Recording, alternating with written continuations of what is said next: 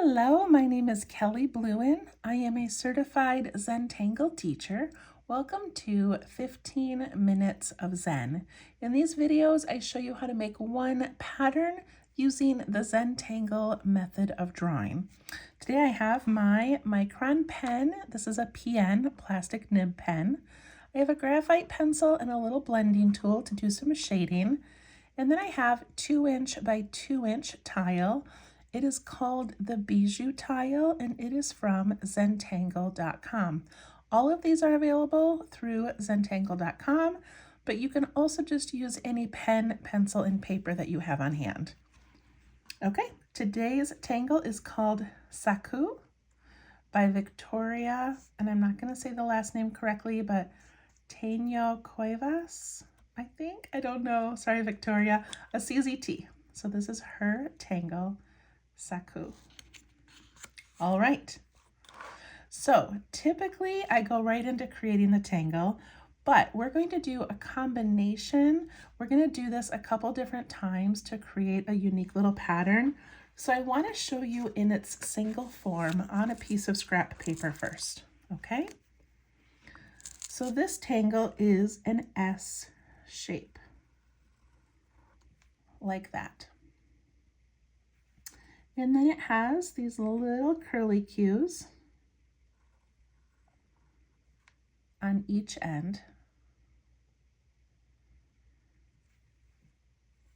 And then we go away from the curly cue and we bump out here. We sort of follow this curve out and back into the middle of that S shape.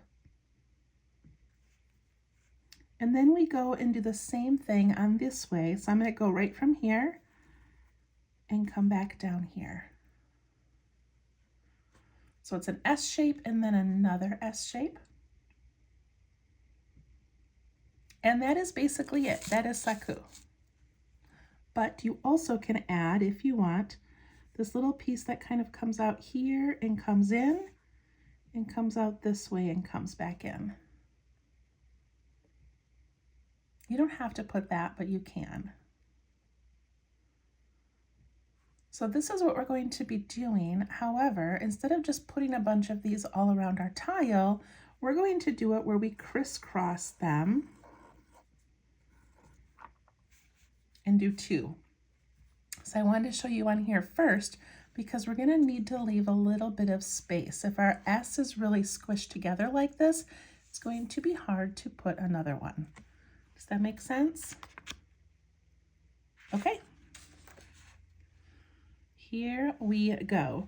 So I'm going to make my S go close to the top and close to the bottom. And I'm going to make it a pretty narrow or kind of flat S shape. So I'm going to start up here and go down there.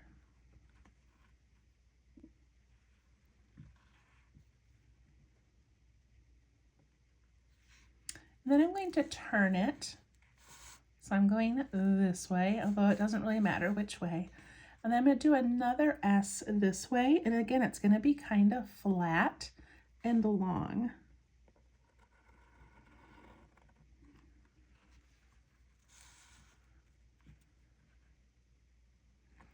One thing I love about this is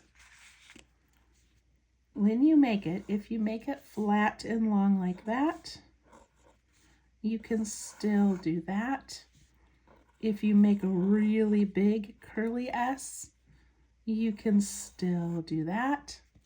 So they don't all have to match up. Like even this looks kind of cool and you could still make it work. Okay, back to ours.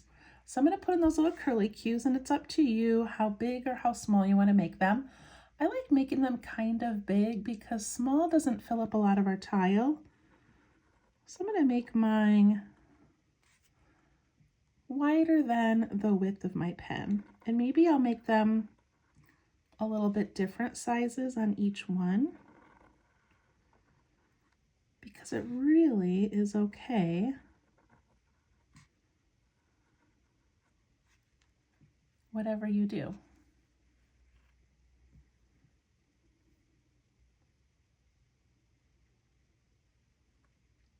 So S shape is my absolute most favorite shape to make.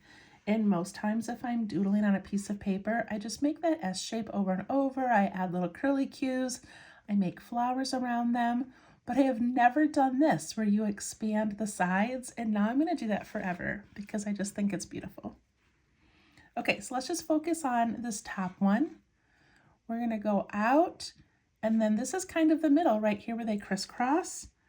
So I'm going to go out and then I'm going to come back to that point.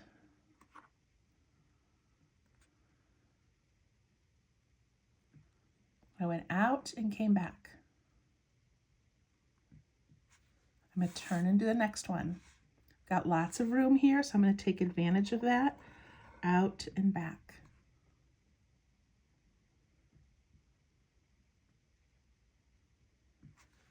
This one I have less room, so I have a couple of choices.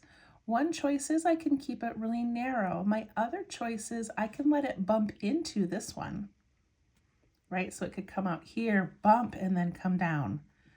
However, if I want to add this other element on the outside, I feel like I should do that first. Does that make sense? So if I bump this one into here and then I go to add this element over here, it's going to kind of cut it off. So I'm going to go back to my first one. I did this and I'm going to go ahead and add this little extension piece over here. If you don't like that part, you don't have to do it. It was one of her variations, so it is not mandatory. But I'm going to do that. And really, I want it to be an extension of this line. I kind of came down a little bit, but you kind of want it to be an extension, and it almost looks like a ribbon curling over. Okay, on this one, I'm going to do that.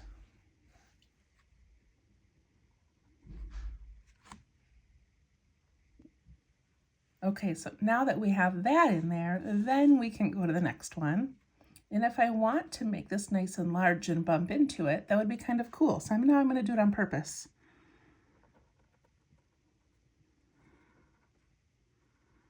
You just have to lift your pen and imagine where it comes out the other side. And then over here, I'm going to come out and down. I just realized that it's more of an extension of this line than this line. I'm always learning. Okay, one more side. So this one, it can go out and bump here, or it can be a little bit more narrow. It doesn't really matter. And I can do this extension out here.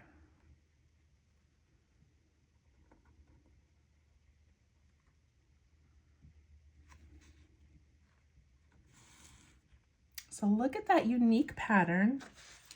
And you can see where doing it just like this is fantastic.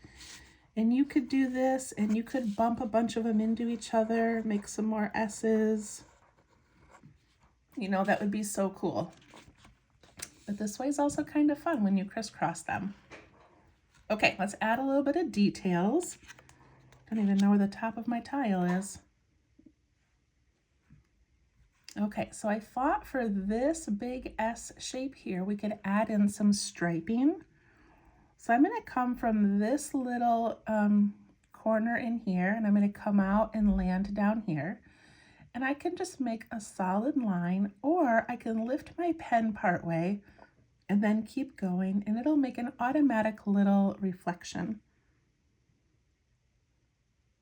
I don't know if reflection's the right word. Like a little bit of light.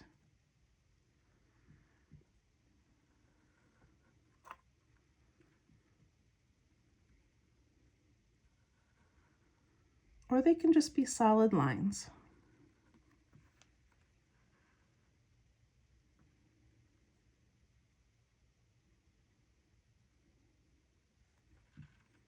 I can do the same thing over here. Maybe this one I'll just do solid, because I don't have a lot of room.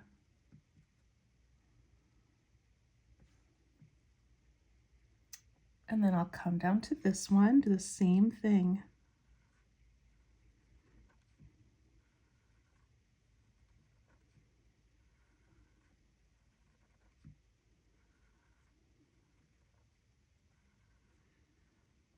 it's harder to make curved lines when you have to lift your pen. Like, look at how kind of messy those are of mine. I could go back and trace them to thicken them a little bit, but they got a little wobbly on me. And that's okay, it still looks amazing.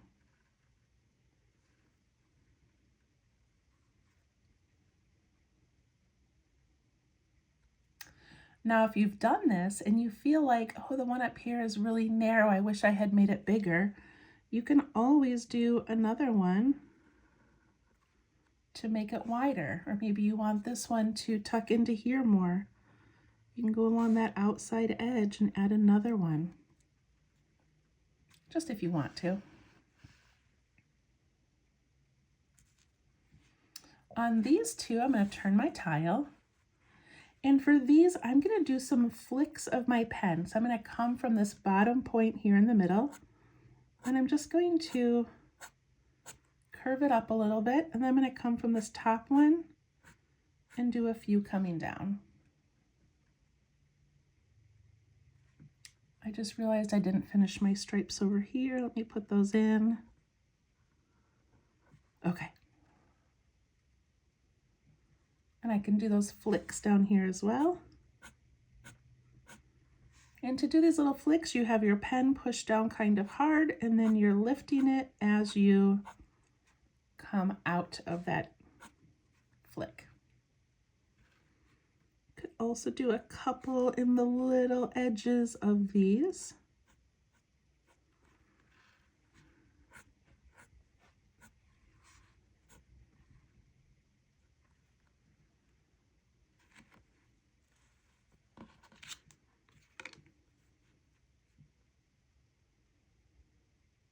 And shading is also going to add so much to this. I'm excited to shade it. Okay, so that is Saku. It is 2 of them combined. And now if you wanted to embellish this tile even more, you could put in some little orbs, like just some circles kind of nestling in different parts. Another thing you could do is put in some fescue, which is a curve with this little teardrop shape on top.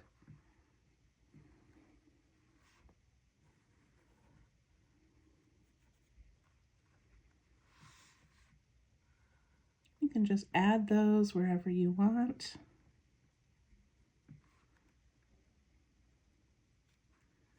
And those always just add a little bit of elegance and fill in some of the spaces.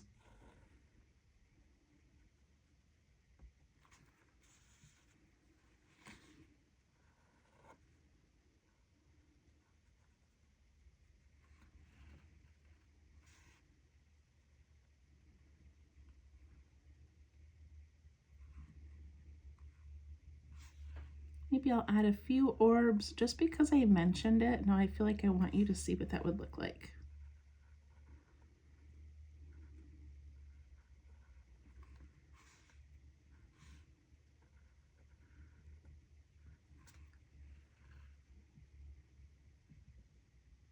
There's just so many ways to keep adding to something once you've begun. Okay, I'm going to add my initials and do some shading. So the shading on this one is actually pretty easy. We're just going to go down into these little pointy parts here in the center and put some graphite on each one of those.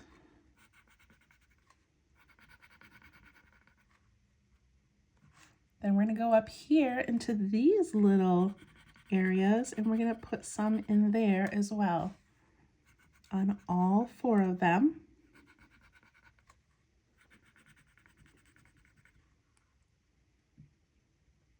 And we can do the same thing on the little tiny parts, but we only need like a dot of graphite. It does not need very much because it's such a small area.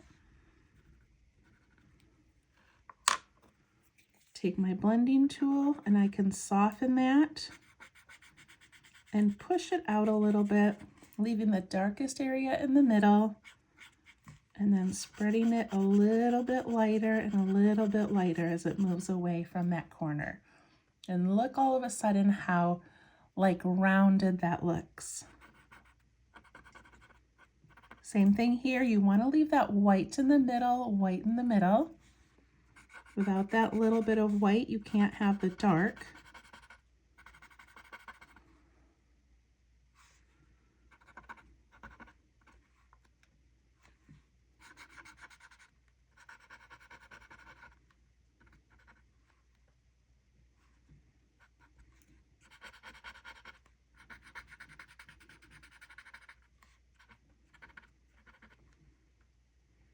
So you're doing the 4 big ones and the 4 little ones. And if you put in any orbs, you can add a little bit of graphite. Just use the graphite that's already on your blending tool. You can put it opposite that cute little reflection and you are done. There you go. I hope you enjoyed Saku. Please share it on my Facebook page called Let's Tangle. Every Sunday I do a show and tell day, and you can comment underneath my post with what you've been working on, and I would love to see your Saku or your variations or how you used it. So please share, and we'll see you next time. Bye-bye.